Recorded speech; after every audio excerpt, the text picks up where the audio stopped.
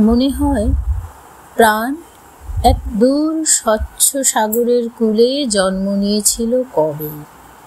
পিছে মৃত্যুহীন, জন্মহীন, চিহ্নহীন কুয়াশার যে ইঙ্গিত ছিল, সেই সব ধীরে ধীরে ভুলে গিয়ে অন্য এক মানে পেয়েছিল এখানে ভূমিষ্ঠ হয়ে, আলো, জল, আকাশের টানে, কেন যেন কাকে ভালোবেসে।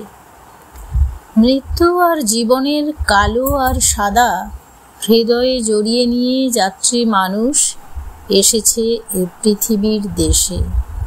কঙ্কাল, অঙ্গার, কালি, চারিদিকে রক্তের ভিতর অন্তহীন করুণ ইচ্ছার চিহ্ন দেখে পথ চিনে এ ধুলোয় নিজের জন্মের চিহ্ন চেনাতে এলাম।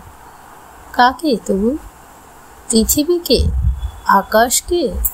আকাশে যে সূর্য জ্বলে তাকে? ধুলোর কণিকা, অনুপরমাণু, ছায়া, বৃষ্টির জলকণিকাকে?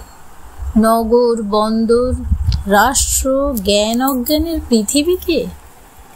যেই কুজ্ঝটিকা ছিল জন্ম সৃষ্টির আগে, আর যেসব কুয়াশা রবে শেষে একদিন, তার অন্ধকার আজ আলোর বলয়ে এসে পড়ে পলে পলে।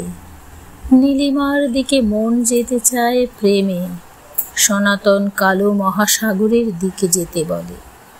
তবু আলো পৃথিবীর দিকে সূর্য রোজ সঙ্গে করে আনে। যেই ঋতু, যেই তিনি, যে জীবন, যেই মৃত্যু রীতি, মহা ইতিহাস এসে এখনো জানেনি যার বাণী।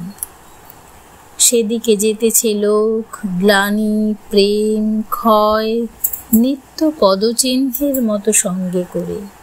নদী আর মানুষের ধাবমান ধূসর হৃদয় রাত্রি পোহালে ভোরে, কাহিনীর কত শত ভোরে নব সূর্য, নব পাখি, নবচিহ্ন নগরে নিবাসে নব নব যাত্রীদের সাথে মিশে যায় প্রাণলোক যাত্রীদের ভিড়।